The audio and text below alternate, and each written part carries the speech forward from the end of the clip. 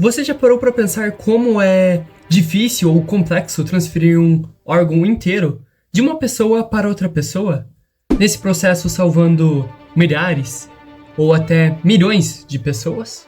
Então, olá, meu nome é Vitor Hugo e neste vídeo vou te explicar sobre transplante de órgãos complexos, como coração, fígado e vários outros órgãos bem complexos.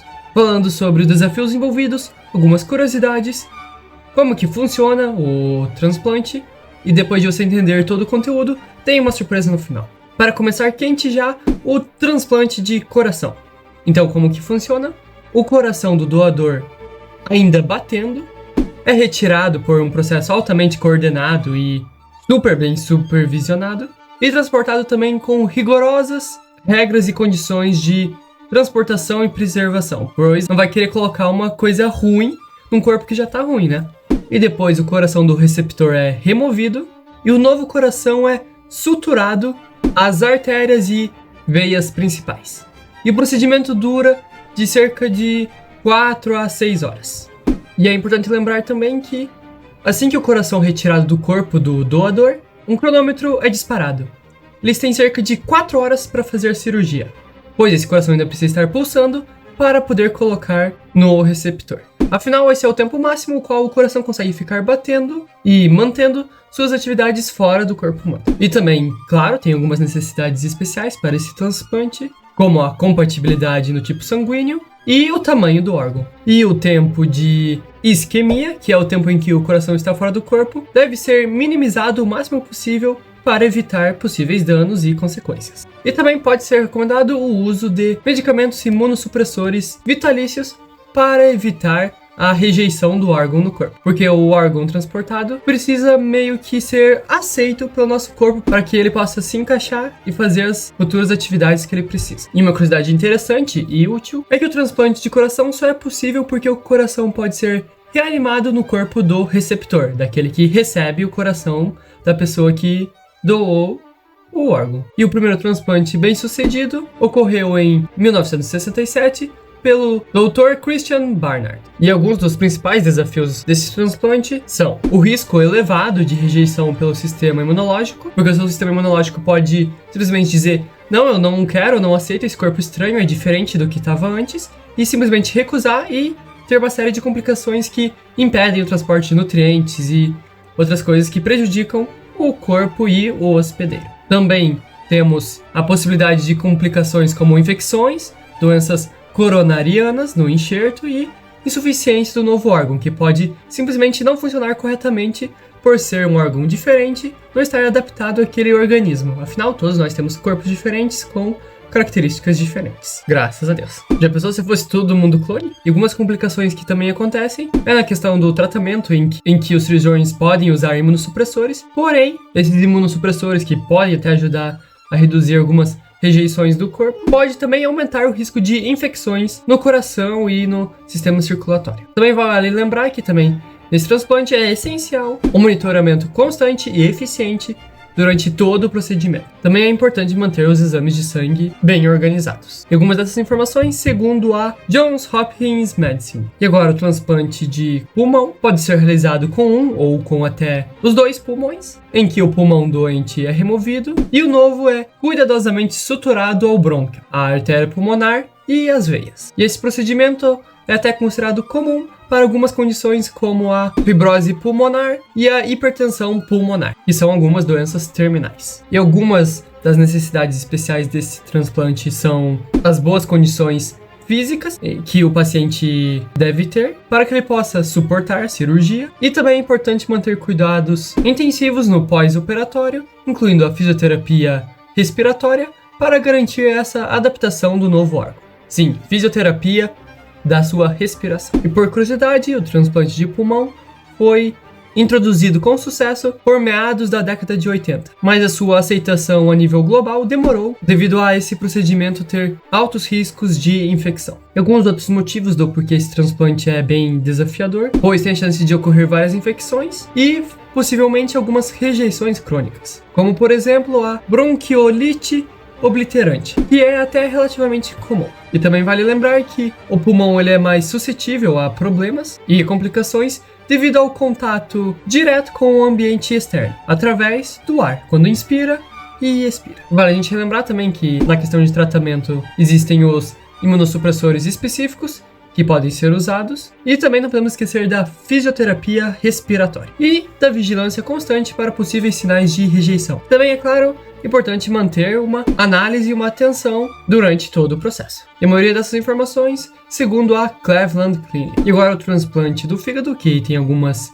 coisas bem diferentes, em que envolve a remoção total do fígado doente e a substituição por um fígado saudável. E em transplantes de doador vivo, apenas uma parte do fígado é transplantada, pois o fígado tem a habilidade incrível de se regenerar. E algumas das necessidades deste transplante é a compatibilidade sanguínea, afinal vai dar coágulos e vários problemas se não for compatível o sangue. É importante ter uma compatibilidade hepática do fígado. E é claro, também as condições do doador e do receptor devem ser cuidadosamente avaliadas para evitar possíveis complicações. Por isso que é claro, extremamente importante consultar profissionais de confiança e qualificados. Por curiosidade, nosso fígado ele é tão incrível e fascinante na questão de regeneração, em que o fígado transplantado começa a se regenerar imediatamente após o procedimento, podendo atingir o seu tamanho funcional e correto em algumas semanas. Porém, ainda existem vários desafios para esse procedimento, como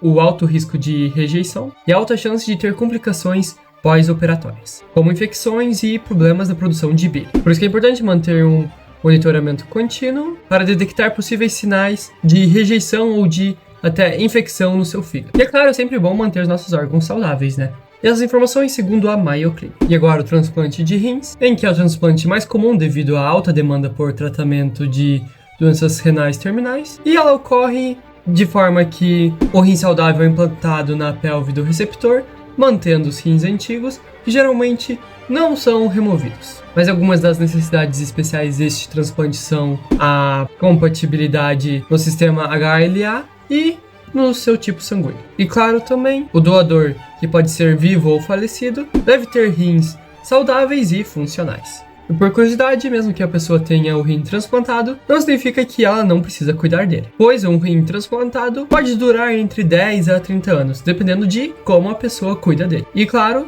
dependendo do organismo do receptor e do doador. E alguns dos motivos do porquê deste transplante ser considerado desafiador é porque a rejeição crônica deste órgão no corpo do receptor pode surgir anos após o transplante, tornando o acompanhamento vitalício necessário. Tipo, a pessoa pode ter feito transplante hoje, mas ter problema só daqui 2 ou 3 anos. Por isso que, inclusive, na questão do tratamento deste transplante, quando tem alguns problemas, pode ser necessária, às vezes, a diálise temporária no pós-operatório. Essas informações segundo a National Kidney Foundation. O transplante de pâncreas inclui a substituição total ou parcial do pâncreas para normalmente tratar diabetes do tipo 1 severo, e frequentemente é realizado simultaneamente com o transplante de rim. E algumas das necessidades especiais deste transplante são que requer uma sincronização extremamente precisa para garantir que o novo pâncreas consiga produzir e controlar a glicose de uma maneira eficaz e prática dentro do novo receptor. Uma curiosidade muito legal deste transplante é que pessoas e pacientes que sofram com diabetes possam parar de usar insulina depois de ter feito a operação com sucesso. E alguns dos desafios deste transplante são o risco de rejeição, que é altíssimo, e é difícil de preservar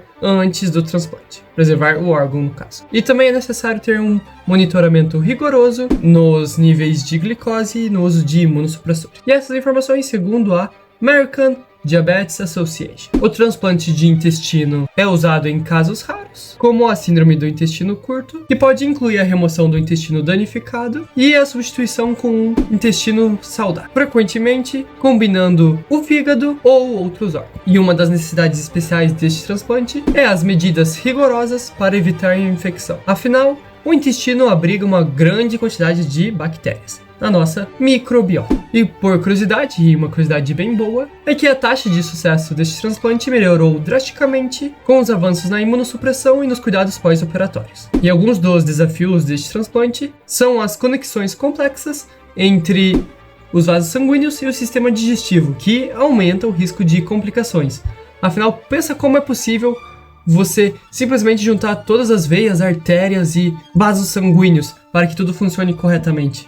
é algo bem complicado. Tanto que até às vezes é necessário o uso de imunossupressores extremamente pesados e agressivos para evitar a rejeição ao órgão transplantado. Também, claro, por se tratar do intestino, é importante ter cuidados alimentares extremamente rigorosos no pós-operatório. Mas também há algumas recomendações no que deve fazer antes da operação também. Das informações, segundo a Children's Hospital of Pittsburgh, o transplante de córnea também é bem curioso, pois a córnea do doador é suturada no olho do receptor para restaurar a visão em caso de doenças como a ceratocone ou opacidade. E algumas das necessidades especiais são a obrigação de ter olhos saudáveis para o restante do procedimento, incluindo a retina e o nervo óptico. E por curiosidade, o transplante de córnea é o transplante mais comum no mundo, tendo até geralmente taxas de sucesso superiores a 90%. Mas ainda existem alguns desafios, como a preservação da córnea antes da operação, pois afinal, para preservar essa córnea é extremamente necessário ter vários cuidados rigorosos, pois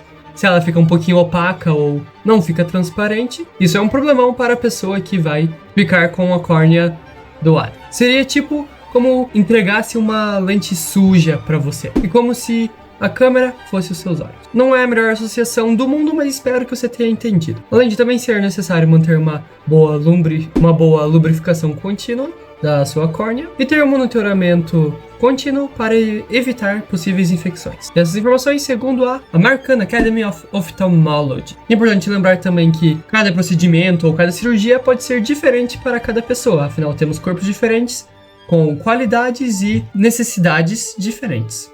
E é sempre importante manter os nossos órgãos saudáveis. Afinal, a gente quer viver, né? E precisa viver bem. E caso você queira algumas dicas de como melhorar a sua saúde, que inclusive me ajudou também, deixei um material no comentário fixado. E pra você que chegou até aqui, eu tenho uma meta de até o final do ano conseguir 100 mil inscritos. Então, por favor, me ajude a chegar lá. Valeu!